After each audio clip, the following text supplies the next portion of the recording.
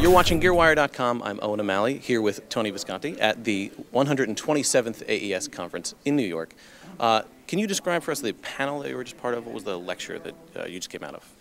I was on a member of the Platinum Producers panel, so we are, I guess the five of us were people who've had great success and experience. You know, in my case, it's 40 years of record production. And I sat next to Bruce Swedian, who overwhelmed me with his stories, you know. Well, it was a great panel, yeah. And it was mainly, you know, biographical. They wanted to hear some stories, and I told my T.Rex story. You know, there's not much time to really speak because there were so many of us, so many great stories, and then there was an audio-visual program. I would have preferred if it went on for another half hour. Oh, yeah. And how long do you guys have in there? We had only an hour and a half for the entire thing, and then our presenter Paul Werner, who's a good friend of mine, started it out with an AV thing, which between the five of us, it was a lot to cover, you know. Yeah. So, yeah. Was there any chance for sort of like a Q&A or like feedback at the end? Yes, there was. There was about 10 to 15 minutes of Q&A. It was really nice. Was there a discussion of sort of like the current state of the music industry at all?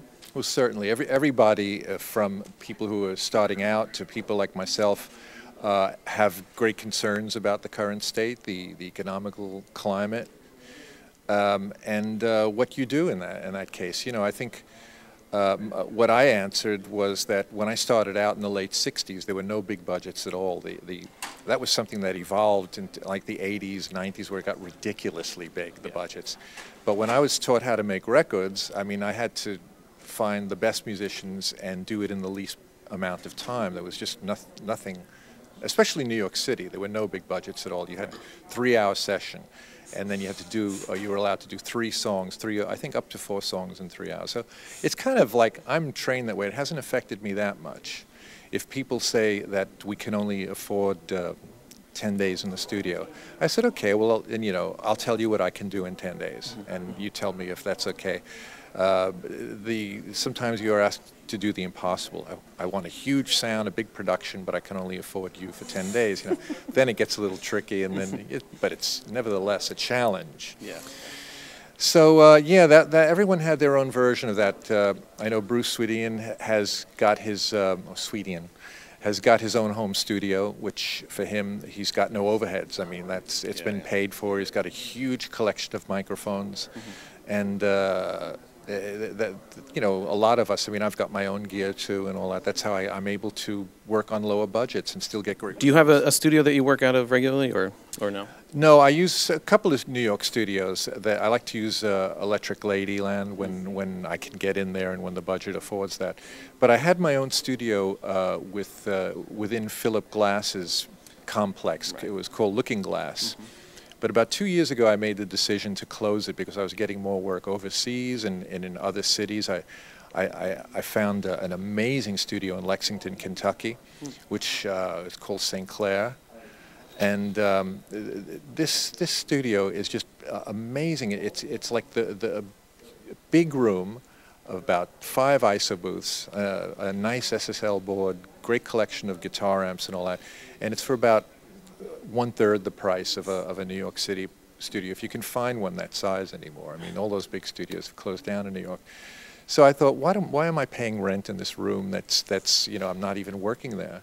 So all that stuff went into boxes, and I retained my Pro Tools HD3 at my home, and now I do a lot of editing. That saves a lot of money. You know, I could do editing. Why book a studio at $800 a day just to edit when you can do it on a laptop, you know? But I've got a G5 that's still cranking away. It's really nice, in good shape. I just upgraded the memory, and it really handles anything I could throw at it. And I work on Pro Tools 7.4. I haven't graduated to 8 yet. I mean, I really hate the learning curve of when you go from new versions. You know, I work for a living. I'm not a college student for a living. I don't go to college for a living, and I just got to get the job done. You know, Logic I run on my laptop, so I do Pro Tools on my G5, and Logic I run on my laptop because I could take that with me. It's got built-in sounds, soft, synthesizer software and all like that. virtual Virtual plugins and all that. So I love that. Yeah. Do you think that this the trend, like, I don't know if you describe it as an exodus away from centers like L.A. and New York because of the cost, do you think that has a negative impact on a scene somewhere, or like a music community? Definitely.